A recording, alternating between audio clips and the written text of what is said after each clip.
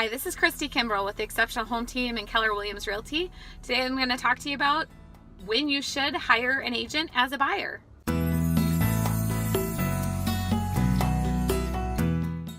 Hi, this is Christy Kimbrell with the Exceptional Home Team and Keller Williams Realty. Today I'm going to talk to you about when you should hire an agent when you are a buyer. But before we get to that, I want to direct your attention to the links below.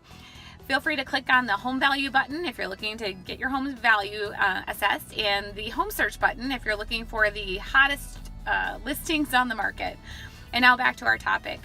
This is a question that's coming up a lot right now, as there is a lot of buyers in the market, not a lot of listings, and buyers are going in and out of open houses or seeing a few properties, and really, what should they do?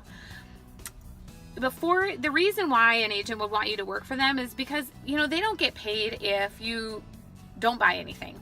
They want to make sure that if they're spending their time searching for a home for you, finding the right property, lining up showings, that if you actually buy something, that you would be working with them. So it's an agreement to mutually work together.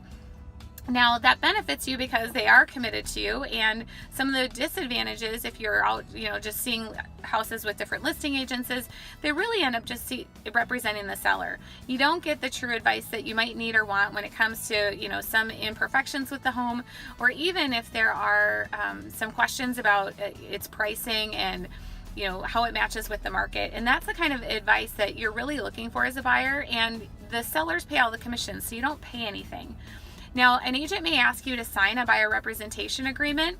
That's a form that's going to go through the dates of which you're going to work together, the amount of minimum compensation that they should receive, and a signature whether you agree to dual agency or not. And that's for a different time. But what you want to look for is, read it thoroughly. It should be, roughly 6 months. I wouldn't sign it for any more. Once you agree to work together and you have that signed, if you buy a house, you will end up buying it with that agent. If you don't have a good feeling when you're meeting with them, or they don't go through some of these documents with you and you aren't comfortable signing, just tell them that you're undecided and you're going to keep your options open for now and thank them for their time. They may eventually, show you a few houses without having you sign, but in the end, they'll eventually want that taken care of, and it's best to kind of everybody, behave with the best integrity in that situation. Should you be in a contract you want to get out of?